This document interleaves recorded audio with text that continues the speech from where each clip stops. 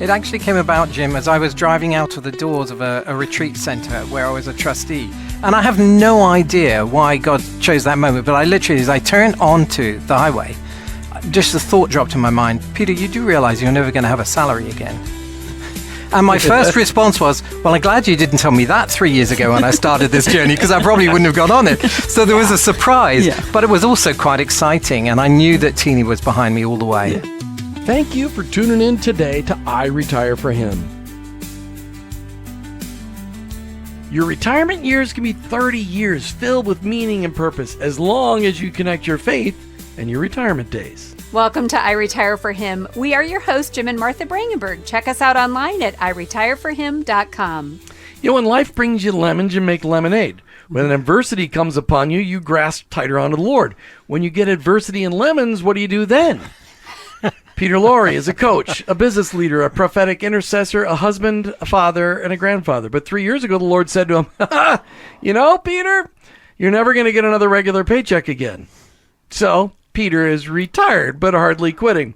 Just getting started working with business leaders from around the world, helping them to hear the voice of God with regard to their business and lives.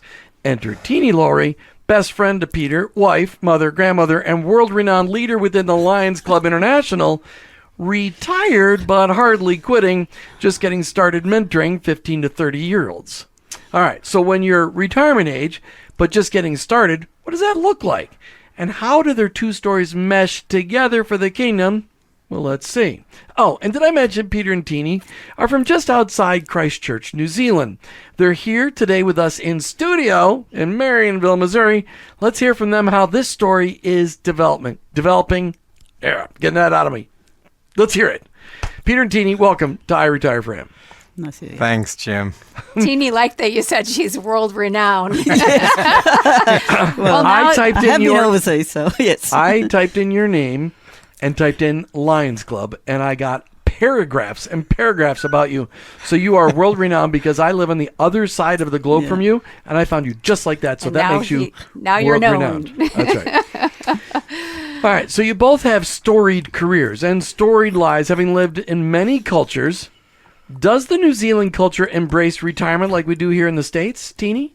No, not really. We're an immigrant country, so lots of people have immigrated there over the centuries, I suppose. But so their retirement usually gets, you can see they have longer holidays or vacations, and it's usually family orientated. So they would go and see their children, grandchildren, or even elderly parents still, and they might be overseas. Quite often they are overseas. Could be in Australia, but also in Europe or where they are. So I think the retired people really have now the time to make a longer vacation to do it, and I would say it is always family orientated. Peter, you're British. You know, but lived in the UK, lived in Singapore, lived in Not Singapore, Hong Kong. I get that every time. I get it in my head. Hong Kong, the other British electorate. Okay. And also in parts of Africa, also British, English-speaking Africa. But the UKers, they retire. But you're in New Zealand. Yes. So, I mean, how does that culture mesh with your thinking on retirement? I mean, you're not 59 anymore. You're in your 60s. Do you get to retire? I don't think I do get to retire. I don't think the retirement is actually part of God's plan, to be honest. For not in the sense of, now I can just stop, sit on the sofa and be a couch potato. I don't think that is God's idea of retirement at all. I think that He switches our focus and particularly gives us the opportunity to pass the baton on to the next generation or to generations to come.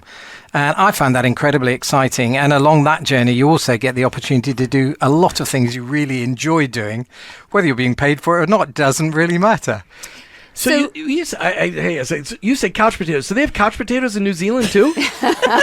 Yeah, they do. Sadly. Really? They do. Okay, but I imagine it's a different flavor. Like here, that would be nacho cheese. Couch potatoes.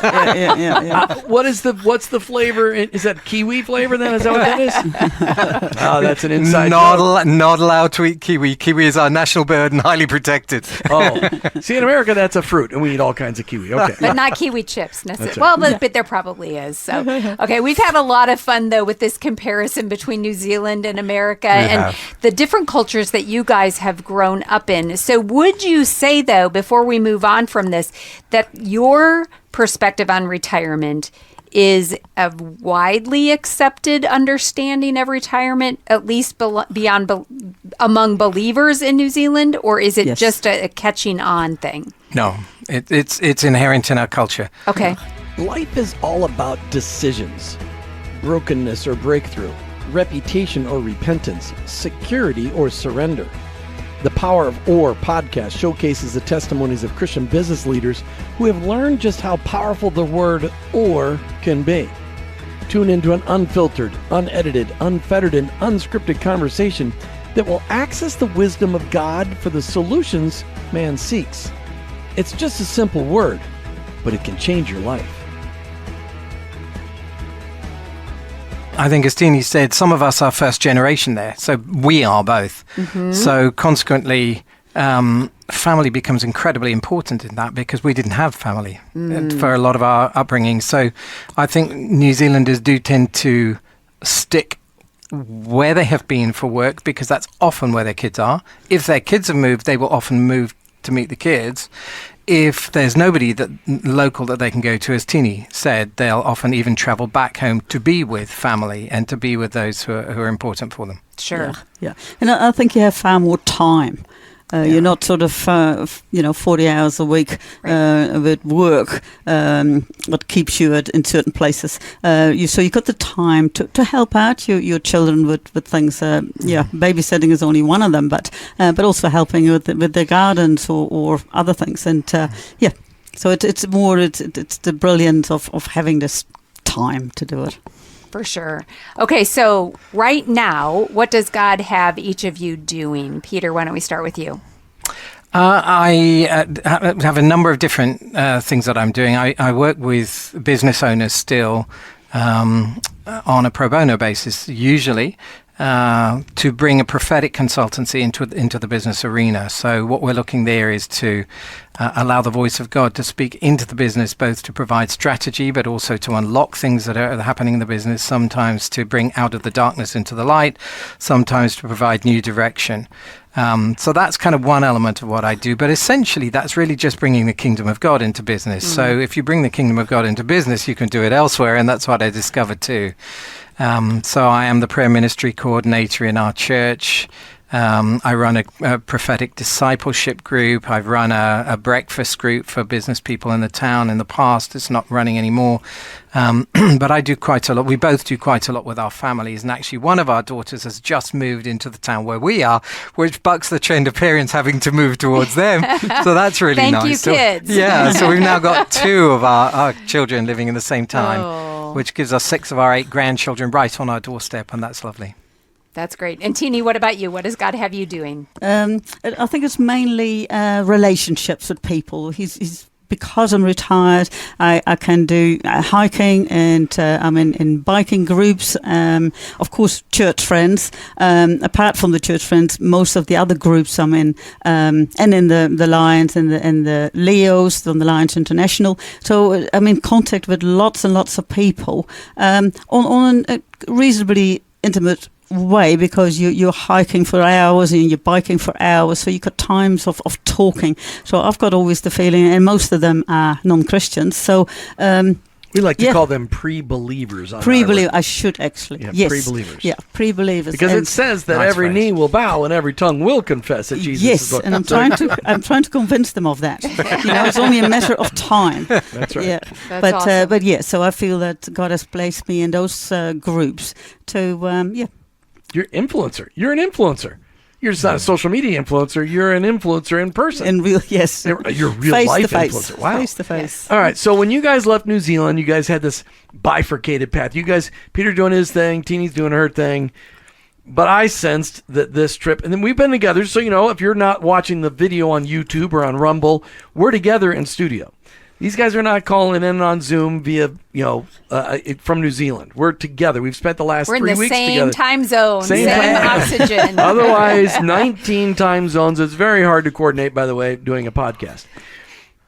I sensed coming here was going to be an opening to you guys starting to do things more together. And I've seen it. I've witnessed it. When we were at the U.S. Christian Chamber event in Orlando, Peter was the headliner. He was one of the keynote speakers. He closed out the entire conference. But when I saw you guys work in the room, I saw Peter do his thing, and I'd see Tini come behind and go like, and Peter, I also heard this, and what about this? And you started talking into people. Tini has her prophetic gift looks different than Peter's, but she speaks truth into people, but she listens really. Like, she'll sit there and be quiet. She doesn't want to say anything. Peter really probably does. I mean, neither of them are fighting for the stage. But you guys were doing this apart, but I saw God really orchestrate a togetherness in this mission in Orlando in the last 3 weeks we've spent together. What are you hearing from God, Tini, about maybe when you head back in a few days? Yes, because I definitely came with this idea. Well, I was the support crew or tagging along. Yeah, I noticed Peter you were carrying Peter's bag. Yeah, I know. Getting cups of tea. Yes.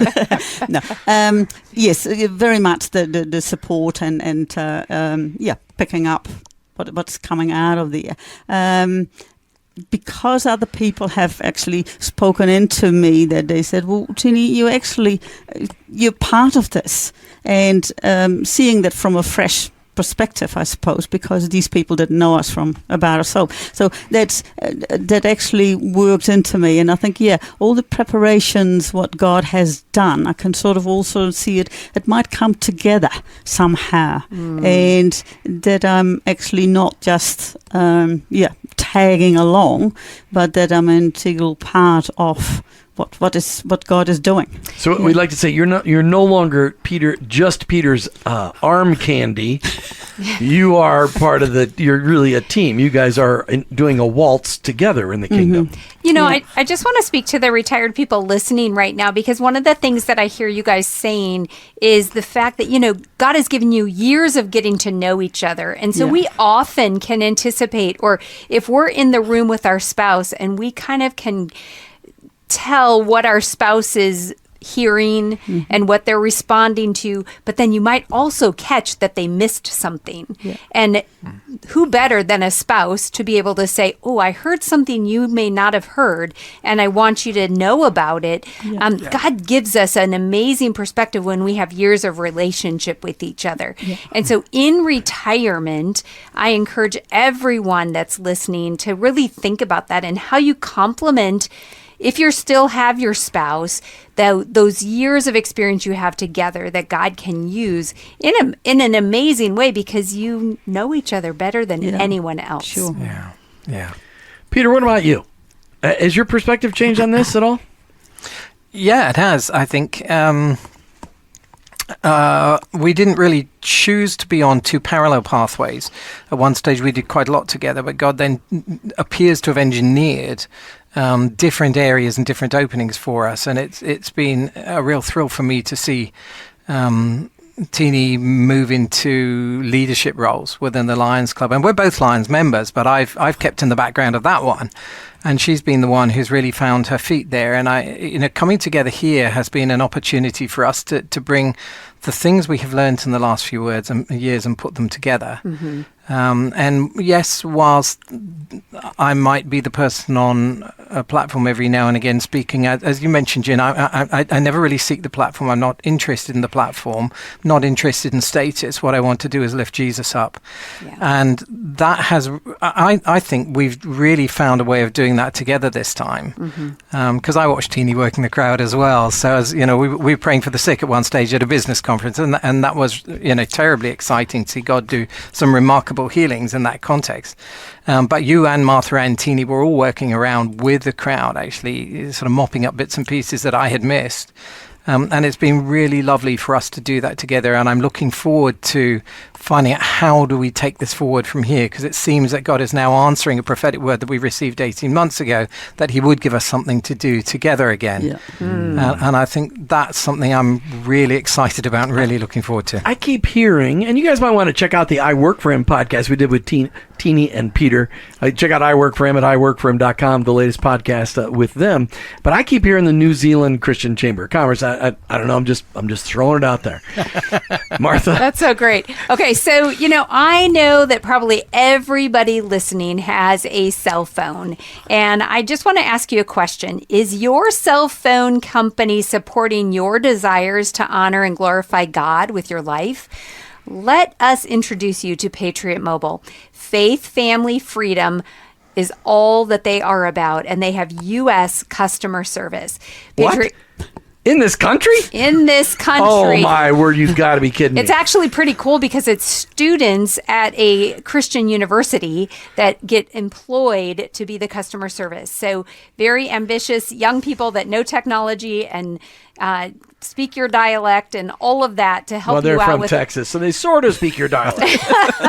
Much sweeter. That's right. All right. So patriotmobile.com/I work for him. You can save money, save your country, protect your faith, all of that on that website. Yeah, sign up today. patriotmobile.com/I work for him. Support I work for him. At the same time, you are protecting your country and getting great mobile service. We've had Patriot Mobile now for 2 years. It's been flawless. patriotmobile.com/I work for him. All right, Tini, so you are busy pouring your life into your kids, your grandkids, and other people's kids through the Lions Club in Leo. You're discipling them with the context of the Lions Club International. Mm-hmm. So how is the Lions Club a kingdom initiative? How do you see that? It's in a way, it's quite restrictive because within the Lions Club and then with the Leo Club is functioning in a state high school. Leos are the younger kids. Yes, that are the ones. I'm the ones that are doing sort of 13 to 18 are there. Sure. You're not allowed to preach the gospel. Mm-hmm. So the only way you can actually show that you are a Christian is actually living out the characteristics of Jesus. That's how you are and stuff like that. And also the principles. I think what you do within the Lions Club. I was for 2 years the president there, and you have problems. So it is problem solving things I actually did according to the biblical principles of how to do that, mm-hmm. and that works tremendous because you know yourself. But dealing with if there is a problem, you go to the person themselves instead of gossiping about it and try to get support somewhere else. So that's a great principle which you can actually put in a function like Alliance. Which we should in everything we do, right? I know we should. But it's good practice. Yeah. But you're also a grandmother to 88 grandchildren or something like that. 8 or 9, whatever it is, going on 10, whatever it is. Yeah, we'll leave it to 8. Yeah. But I think, let me ask this question. Is being a grandmother a kingdom initiative? Oh, definitely. And I won't have the restrictions of not being able to preach the gospel. Yes. But I don't. I actually don't preach. I've feel that there is relationships with them is the most important thing. So it is that they can trust me. I'm transparent. I believe in them. I'm not judgmental, and I've got a great relationship with them. I spend time with them, in their whatever they're doing. And that has resulted in a great relationship that, they tell me things they probably won't tell their parents. And that is lovely. And unless they listen to this podcast, yeah, now they're going to know. Yeah, sorry. No, some of them are not old enough, but so I can pray with them on the spot when there is something going on. I can show what the Holy Spirit does in me. Yeah. So they see that, and they got lovely ways of talking to me about that, or what their experiences are, especially the older ones who are now 14 and nearly 16. So that is the times that they have questions, and And you've already developed that relationship with them, so they know that you are a go-to person, and that's such a beautiful thing. So have you always lived with that kind of kingdom intentionality? No, not at all. I was brought up in churches had the see, now I'm looking for a word. That's fine. What the word? What's the word, Peter? Just describe it. I'll help you out. Oh, okay. So they were ordained. Okay. So Right.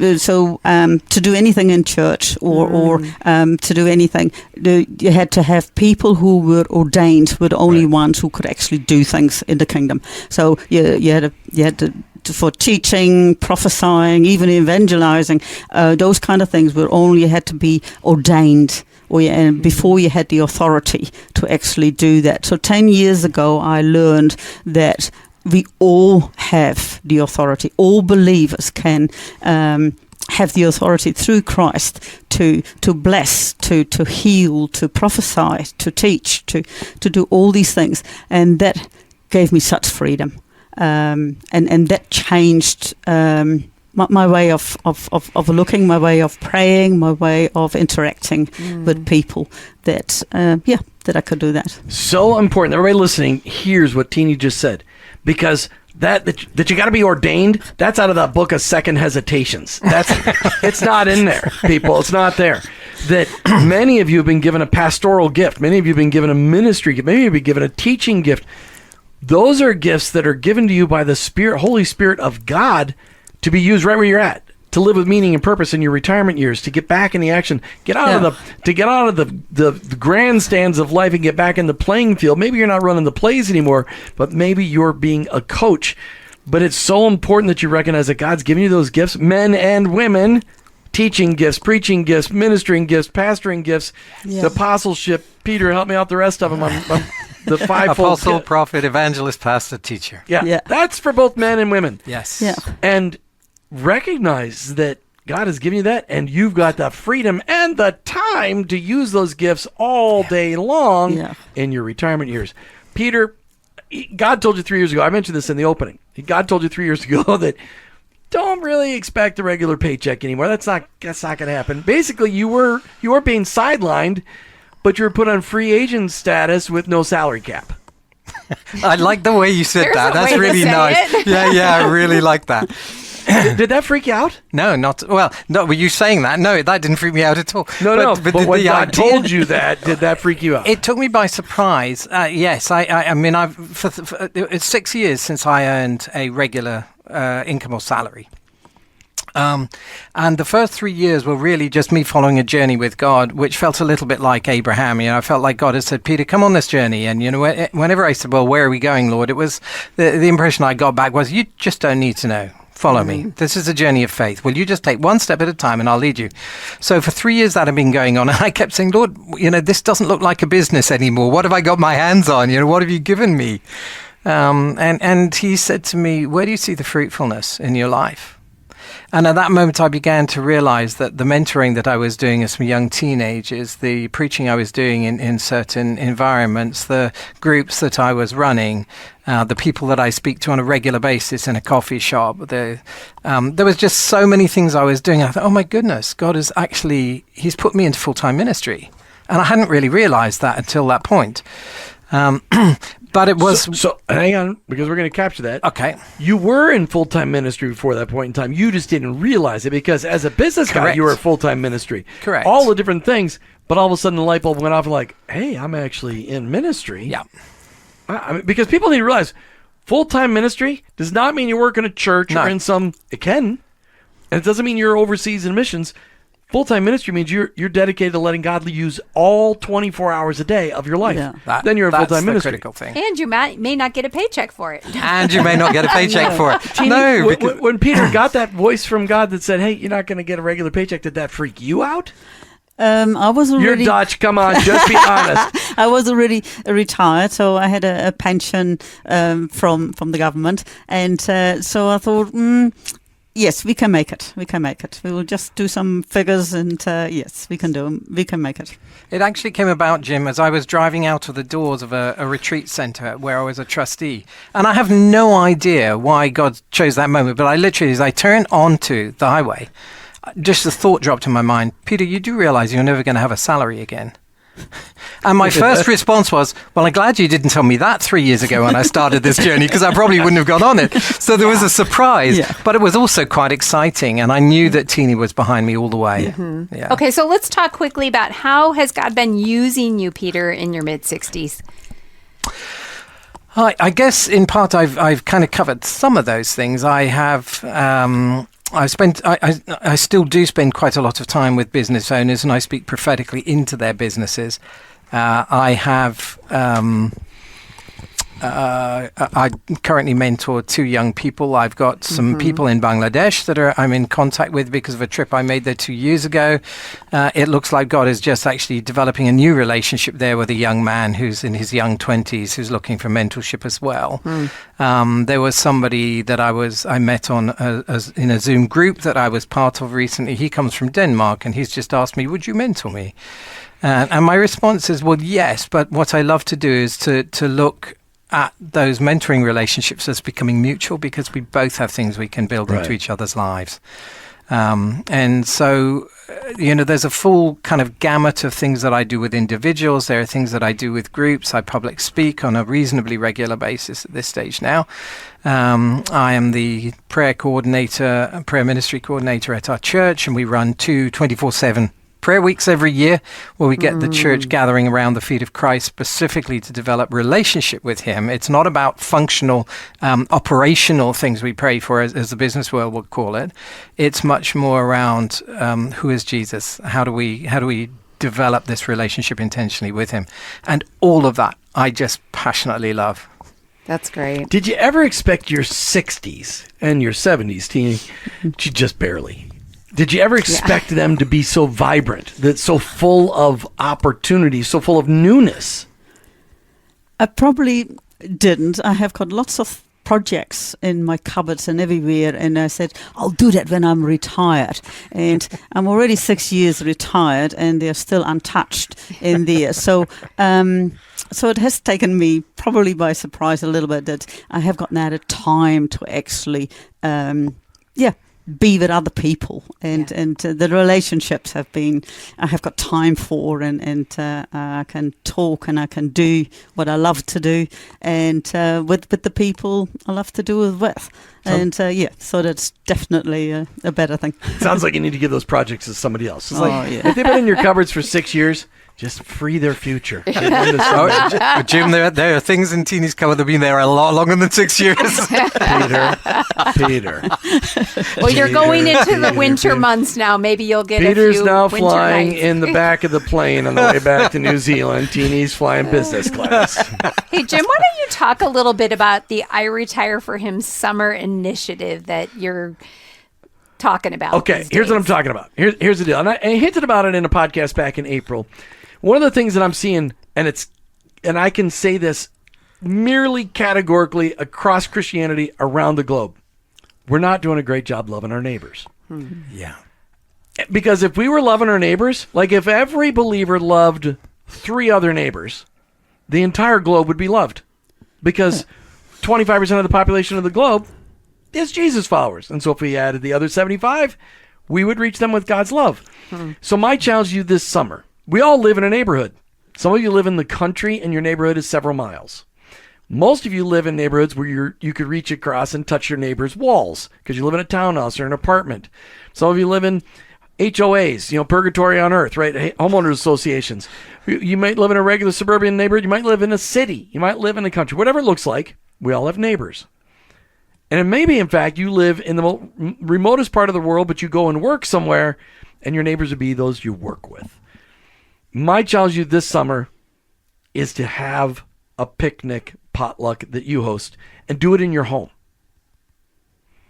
And or if your home is small, or your yard. I was getting there. Okay. And if your home is too small, then do it in your yard and rent one of those pop-up tents or buy one of those pop-up canopy tents, whatever. Invite people onto your territory, the territory where you worship Jesus in all the time. Invite your neighbors in, do a potluck. Absolutely must do a potluck. Maybe you supply the meat, whatever it may be. Hot dogs, hamburgers are cheap enough. They're not as cheap as they were before, but they're still cheap enough. But have a potluck because then you get to experience everybody's greatest cooking. It is the best pleasure on the planet. And just get to know your neighbors. Do it non-alcoholic. Just tell people, if you want to bring a beer, fine, you bring a beer, but I'm not going to supply any alcohol. We're going to have pop and lemonade and iced tea or whatever and water. And just give people an incentive not to drink. Because when you don't drink, you can actually have great conversations with people. But have a potluck. And here's the challenge. send us a picture. Jim at iworkforhim.com. Jim at iwork4him.com. We'll put it in the show notes, won't we, Martha? Sure.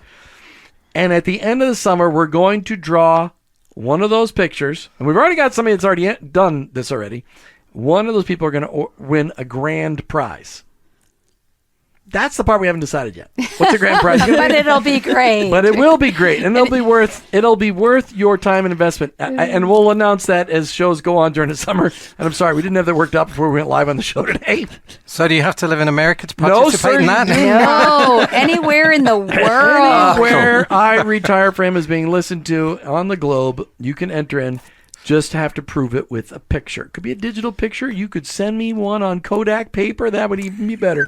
That'd be hilarious. Actually, it'd be more difficult. So, but I think the encouragement there is, just great question, Peter, because we all have the same Bible, right? And the Bible says to love our neighbors. And this is an opportunity to build those relationships in a very comfortable way. Help them to learn that you're trustworthy, that you're kind, that you're hospitable, that you're a safe place. All of those things that are communicated just through food and time together. Food is the And if you international have a language few of love. games, that's great. Something for the kids to do that keeps them, whether it's bubbles or jump ropes or whatever it might be. But just do something with your neighbors and then let us know about it. We would love to bless you with some kind of a grand prize. Yeah, and I mean, most of you listening have an extra couple $100. Rent a bouncy house for the kids just for the day. You can do that for a couple $100. Or hook up a sprinkler. We were at Sam's Club. They have like the world's largest bouncy house water slide thing and everything. It was like Jim wants one. $200. Jim Now, I know for wants some one. of you that's not reasonable, but for some of you it is. Or you might know somebody already has one You and could you can share borrow it. from state to state. You could share. So that's our summer initiative for That's right. I Retire For Him. All right, Jim. As we wrap this up, how did the two of you guys see yourselves working side by side as you go into your 70s together? And we're pretty transparent on this show because it is I Retire For Him. So that's why we're saying the ages, because it's, it's relative to our listeners. So what do you see that looking like, Peter? The 70s, I think, excite me quite a bit.